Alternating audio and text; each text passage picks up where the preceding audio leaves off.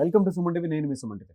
చాలామంది అంటే government job బెటరా, ప్రైవేట్ జాబ్ బెటరా అనేటువంటి డైలమాలో ఉంటారు. కొంతమంది ఏంటంటే ఈజీ యాక్సెస్ కదా, ఎక్కడ పడితే అక్కడ ప్రైవేట్ జాబ్స్ దొరుకుతాయి, దాని మీద ఫోకస్ చేద్దాం అని చెప్పేసి అనుకుంటూ ఉంటారు. బట్ ఇప్పుడున్న సినారియో ప్రకారం రియాలిటీ కొంత మారింది.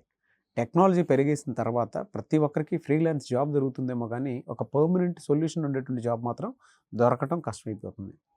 అయితే గవర్నమెంట్ జాబ్లో దొరుకుతుందా, ఏ విధంగా ఉండేటువంటి అవకాశం ఉంటుంది, అండ్ నోటిఫికేషను అది తలగా నొప్పితో కూడుకున్నటువంటి పని అనుకున్నటువంటి వాళ్ళు కూడా చాలామంది ఉన్నారు. గవర్నమెంట్ జాబ్ బెటరా, ప్రైవేట్ జాబ్ బెటరా, దేనికి ఎందుకు బెనిఫిట్, అంటే ఏ రకంగా ఉంటుంది, అండ్ అవకాశాలు కూడా ఏ విధంగా ఉంటాయి అనేది ఈరోజు మనతో పాటు శ్రీధర్ సిసి నుంచి శ్రీధర్ గారు ఉన్నారు. వారి మాట్లాడి తెలుసుకుందాం. నమస్కారం సార్. నమస్తే అండి సార్. మీరు ప్రైవేట్ ఇండస్ట్రీని చూసారు, గవర్నమెంట్ ఇండస్ట్రీని కూడా చూస్తూ ఉన్నారు. అంటే you are the only person sir, నాకు తెలిసి మొత్తం ఇండియాలో మీరే అనుకుంటాను అలాంటి personality, as per my knowledge. ఎందుకంటే అవతల వైపు చూసుకుంటే ప్రైవేట్ సెక్టార్లో lakhs of people jobs crack చేసుకుని బయటకు వచ్చారు, అండ్ ఇటు థౌజండ్స్ ఆఫ్ పీపుల్ ఒక పబ్లిక్ సెక్టార్లో ఒక్క శ్రీధర్ సిసి ఇన్స్టిట్యూట్ నుంచే బయటకు వచ్చినటువంటి వాళ్ళు ఉన్నారు. సో ఆ సినారియో మీ ఒక్కరికే తెలుసు కాబట్టి అడుగుతున్నాను. Government sector versus private sector, government job versus private job, ఏది బెటరు, మీరేమంటారు దాని మీద? యాక్చువల్గా ఇది మైండ్ సెట్కి సంబంధించినటువంటి విషయం అండి. ఆలోచన విధానం ఎట్లా అంటే మా జనరేషను, మా పేరెంట్ జనరేషను, నెక్స్ట్ ఇప్పుడున్న జెన్జీ, అక్కడి నుంచి ఇక్కడి వరకు వస్తే మా పేరెంట్ జనరేషన్ ఏ రకంగా ఆలోచించేవాళ్ళు అంటే ప్రైవేట్ సెక్టార్లో 10,000 వచ్చినా గవర్నమెంట్ ఆఫీస్లో 2,000 రూపాయలు ఉద్యోగం అంటే అక్కడికే వెళ్ళమని చెప్పారండి. కారణం ఏంటంటే ఆ జనరేషన్ చూసినటువంటి అడ్వాంటేజ్ ఏంటి గవర్నమెంట్ ఉద్యోగంలో అంటే ఈ ఏ టైంకి ఎట్లా జరిగినా ఏం జరిగినా సరే నా పిల్లలు నమ్మకంగా అన్నం తినగలరు, ఫస్ట్ తారీఖు నాడు శాలరీ వస్తుంది. ప్రైవేట్ సెక్టార్లో ₹1 ఎక్కువ వచ్చినా గ్యారంటీ ఉందా లేదా అనేటటువంటిది తెలియకపోవటం వలన కంప్లీట్గా ప్రైవేట్ సెక్టార్ మీద కన్నా పబ్లిక్ సెక్టార్లో ప్రయారిటీ ఇచ్చారు. తర్వాత కొన్నాళ్ళు పోయిన తర్వాత ఈ సాఫ్ట్వేర్ ఇండస్ట్రీ భూమిలో కొద్ది రోజులు పేరెంట్స్, ఈ స్టూడెంట్స్ కూడా ప్రైవేట్ సెక్టార్ వైపు మొగ్గు చూపారు. కారణం ఏంటంటే పబ్లిక్ సెక్టార్లో ఎంత పని చేసినా అదే జీతం అనుకున్నారు. కానీ ఈ కోవిడ్ తర్వాత ఆలోచన విధానం మారిపోయిందండి, పేరెంట్స్లోను పిల్లల్లో కూడా. ఓ చిన్న ఎగ్జాంపుల్ చెప్తాను.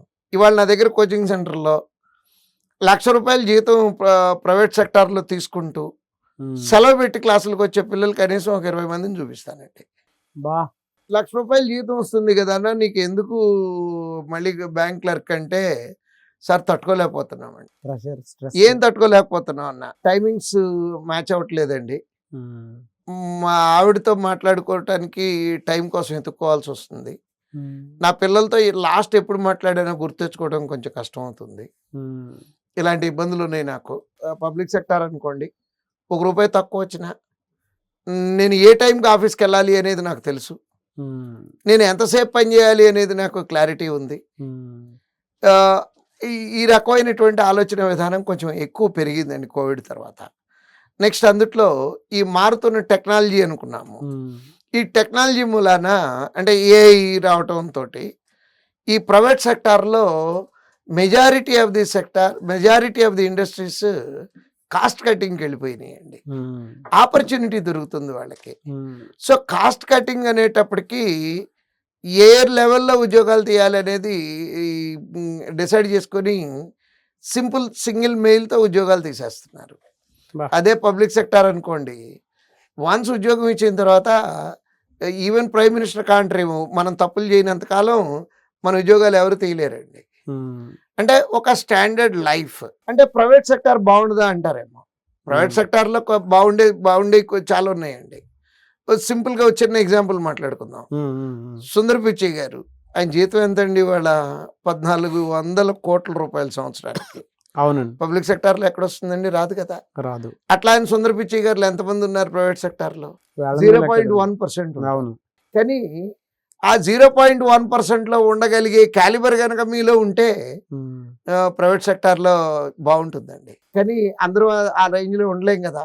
అవును. సో కాబట్టి అంటే ఇండియన్ మెంటాలిటీ అంటే రిస్క్ తీసుకోవటం కన్నా cool comfort professional life personal life రెండు కావాలి అనుకునే వాళ్ళకి పబ్లిక్ సెక్టార్ చాలా బాగుంటుందండి. ఎందుకంటే నమ్మకంగా మన వర్కింగ్ టైమింగ్స్ తెలుసు, నాకు ఏ రోజు సెలవో తెలుసు, నేను ఎంత పని చేయాలో తెలుసు, క్లారిటీ ఉంటుంది. రెండిటిని కొడుకు ఏం చదువుతున్నాడో వాళ్ళ ఆవిడని అడిగి కాకుండా సొంతగానే తెలుస్తుంది. ట్రూ. అంటే అవునండి, అవును. ప్రైవేట్ సెక్టార్లో తెలీదా అంటారేమో, చాలా మందికి తెలియదండి. నేను ఒకసారి అంటే నా గురించే మాట్లాడుతున్నాను. నేను నా కూతుళ్ళు స్కూల్లో పేరెంట్ మీట్కి వెళ్తే నా కూతుళ్ళు నాకు ట్రైనింగ్ ఇచ్చి తీసుకెళ్తారండి. అవునా సార్? తీసుకెళ్ళారు. ఎలా అంటే, నాన్న నేను 6th క్లాస్ G సెక్షన్, నా పేరు చిన్నోడు కాదు, నా పేరు సాహిత్య అని నాకు లోపలికి వెళ్ళేటప్పుడు చెప్పేదండి. మీ అమ్మాయి ఏ క్లాస్ అని అడిగితే మళ్ళీ దాని ఇంకా చూస్తే సీరియస్గా అరిసేది. అంటే నేను ప్రైవేట్ సెక్టార్లో ఉన్నాను. అవును. నాకు విపరీతమైన పరిమితి. నేను రోజుకు 15 గంటలు పని చేస్తే కానీ నా లైఫ్ వెళ్ళదు. సో ప్రొఫెషనల్ లైఫా పర్సనల్ లైఫా అంటే నేను ఎక్కువ ప్రొఫెషనల్ లైఫ్కే ప్రయారిటీ ఇచ్చా. బట్ అవకాశం ఉంటే ఈ టాప్ పొజిషన్లో ఉండగలం క్యాలిబర్ కనుక మన దగ్గర ఉంది అనుకుంటే ప్రైవేట్ సెక్టార్ బాగుంటుందండి. కానీ దాంట్లో ఎంత పర్సంటేజ్ ఫిట్ అవ్వగలరంటే 0.001%. కానీ మెజారిటీకి పబ్లిక్ సెక్టార్ చాలా కంఫర్టబుల్గా. అది నా కంక్లూషన్ అండి.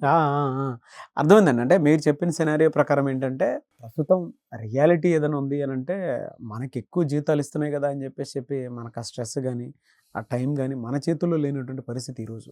అదే మనం ఒక 6 నెలలు లేదంటే 12 నెలలు కష్టపడితే గట్టిగా మన టైం మన చేతుల్లో ఉంటుంది, మన లైఫ్ హెల్త్ మన చేతుల్లో ఉంటుంది, మన లైఫ్ మన చేతుల్లో ఉంటుంది, మన ఫ్యామిలీతో మన టైం స్పెండింగ్ చేసినట్టు ఉంటుంది. మన పిల్లల ప్రాక్టికల్ ఎక్స్పీరియన్స్, మన పిల్లల పేర్లు గుర్తుంటాయి, మన పిల్లలు ఏం చదువుతున్నారో తెలుస్తుంది. You will have some time to spend with your kids. Great sir. ఎలా సార్ అంటే ఇక్కడ గవర్నమెంట్ జాబ్ ప్రిపేర్ అవ్వాలి అని అంటే మీ దగ్గర 6 months నుంచి 12 months వరకు కనుక ఒక స్టూడెంట్ మీ దగ్గర సరెండర్ అయితే మీరు ఇచ్చేటువంటి కోచింగ్ ఏ విధంగా ఉంటుంది? రైట్ అండి. 6 months నుంచి 1 year టార్గెట్ పెట్టుకొని ఉద్యోగం కావాలి అంటే బ్యాంకింగ్ సెక్టార్ రైట్ సెక్టార్ అండి. ఎందుకంటే బ్యాంకింగ్ సెక్టార్లో నోటిఫికేషన్ నుంచి ఫైనల్ జాబ్ రావడానికి 6 నుంచి 8 months లోపు జరిగిపోతుందండి. ఓకే. 6 నుంచి 8 నెలల లోపు అంటే మనం ఒక 4 months బేసిక్ కోర్సు, దాని తర్వాత ప్రాక్టీస్ సెషన్స్, ఇవన్నీ కనుక ప్లాన్డ్గా అంటే ఏం అక్కర్లేదండి, మీరు సొంతగా ఏం ఆలోచించక్కర్లేదు. మా దగ్గరికి వచ్చి యూ జస్ట్ బిలీవ్ అస్, వీళ్ళు చెయ్యగలరు, నాతో ఉద్యోగం కొట్టించగలరు అనే నమ్మకం పెట్టుకొని అలా కూర్చొని చెప్పింది చెప్పినట్టు చేసుకెళ్ళిపోండి. 8 నుంచి 12 నెలల్లో గ్యారంటీగా ఉద్యోగం వస్తుంది. మార్క్ మై వర్డ్స్ అని చెప్పారు. ఎనీవేస్, థ్యాంక్ యూ అండి. Thank you so much sir. Thank you.